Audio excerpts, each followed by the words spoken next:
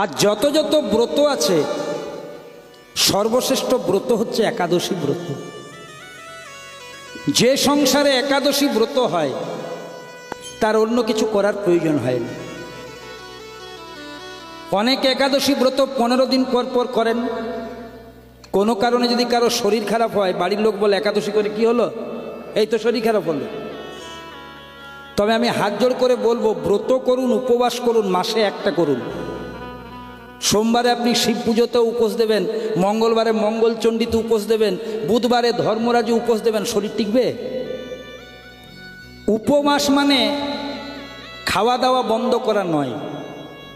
যদি খুব ভালো করে ভাগবত পড়েন, 18টি পুরাণের মধ্যে শ্রেষ্ঠ পুরাণ ভাগবত, সেখানে উপবাস কথার অর্থ লেখা আছে। উপ মানে নিকট, মানে কাছে, বাস মানে বাস করা। অর্থাৎ যে আচরণের দ্বারা ভগবানের কাছাকাছি বাস করা যায় তার নাম উপবাস।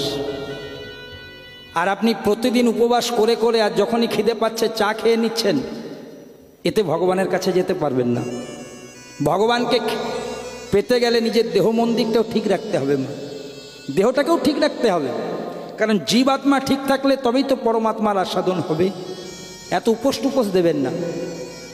সকাল থেকে 11টা পর্যন্ত না খেয়ে থাকবেন না। আমি বলছি, সকালবেলায় ঘুম থেকে উঠুন, স্নান করুন, তাড়াতাড়ি পুজো সেরে নিন, একটু জলমুড়ি হলেও খান, শরীরটা ভালো থাকবে। তাহলে যে তিথিতে জন্ম নিলেন কার্তিক মাস আর উত্থান একাদশী। একাদশী মানে কি? একাদশী মানে শুধু পালন নয় মা, একাদশ অঙ্গের সমীপে বাস, তার নাম একাদশী উপবাস। একাদশ অঙ্গের সমীপে মানে কাছে। একাদশ অঙ্গটি কি? 10 ইন্দ্রিয়, 10টি ইন্দ্রিয়, চক্ষু, কর্ণ, নাসিকা, জিহ্বা, ত্বক, মুখ, পানি, পায়ু, পাদ, উপস্থ, 10টি ইন্দ্রিয়। আর তাদের গার্জেন, তাদের মনিটর, তাদের অভিভাবক হচ্ছে মন। এদেরকে চালনা করে কিন্তু মন। আপনি চোখে একটা দেখলেন, ধরুন চোখে কিছু দেখলেন, প্রথমে ব্রেনে গেল, দারুণ দেখতে তো, তাহলে এদের গার্জেন হচ্ছে মন। তাহলে যেদিন 10টি ইন্দ্রিয় আর মন একাত্মভাবে কৃষ্ণ ভজনের পথে অগ্রসর হবে, তার নাম একাদশী। কি খেতে হয়, কি খেতে নাই, কি করতে হয়, এটা পরের কথা।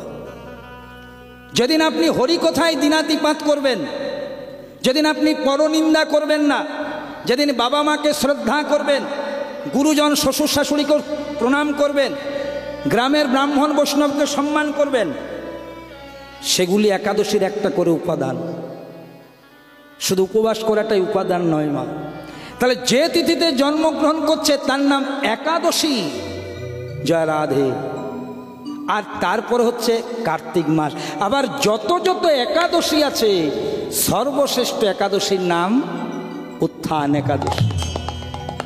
এবছর সম্ভবত ওই কার্তিক মাসের 27-এ পড়েছে না, 26-এ পড়েছে, ঠিক এই কিছুদিনের মধ্যেই হবে, কালী পুজোর পর। এটা সর্বশ্রেষ্ঠ একাদশী। তবে এখানেও একটা কথা আছে, অনেকে দেখবেন বলেন যে একাদশী যদি ধরতে হয় উত্থানেই ধরবেন, খুব ভালো কথা, কিন্তু উত্থানের আগে যদি আমি হরিবোল হয়ে যাই, নিঃশ্বাসে তো বিশ্বাস নাই মা। আপনি আষাঢ় মাসে সিদ্ধান্ত নিয়েছেন আমি একাদশী করব, আপনাকে বললো শোন, করবি যখন কার্তিক দিয়ে শুরু কর, আর তার আগে যদি আমার এক্সপায়ার ডেট চলে এসে, যখনই মন চাইবে তখনই করবেন। অন্তর পবিত্র থাকলে হলো, প্রেম সে বলো রাধে রাধে। তাহলে মায়েরা, যত যত একাদশী আছে, সর্বশ্রেষ্ঠ একাদশী হচ্ছে উত্থান একাদশী। একটা কথা মন দিয়ে শোনো, আমাদের পঞ্জিকাতে একটা দারুণ কথা আছে, শয়ন উত্থান পাঁশমোড়া, তাতে আবার ভীমে ছোড়া, পাগলার 14 পাগলির 8, ইহা বুঝে কাল কাট, দুটি ছেলের জন্মদিন পালনে যেন না হয় ভীম, তাও যদি না পারিস ভৈগার খালে ডুবে মরিস। এটা হচ্ছে স্পিরিচুয়াল প্রেসক্রিপশন। ডাক্তার দেখাতে গেলে ডাক্তার যেমন প্রেসক্রিপশন লেখে, এই এই এই এই এই এই ওষুধগুলো নেবেন, তেমনি আমাদের স্বাস্থ্যের একটা প্রেসক্রিপশন আছে। কি বলছে দেখুন, শয়ন উত্থান পাঁশমোড়া, তাতে আবার ভীমে ছোড়া। এর সর্বশ্রেষ্ঠ ব্রতর নাম কি বললাম? একাদশী।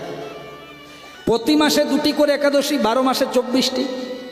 যে মাস মল মাস হয় সে বছর 26টি হয়, 2টো বেড়ে যায়। আমি ওদিকে যাচ্ছি না, বলছে প্রতিটি একাদশী যদি করতে পারো তো দুর্দান্ত ব্যাপার, যদি নাও পারো অন্তত 4টি করো।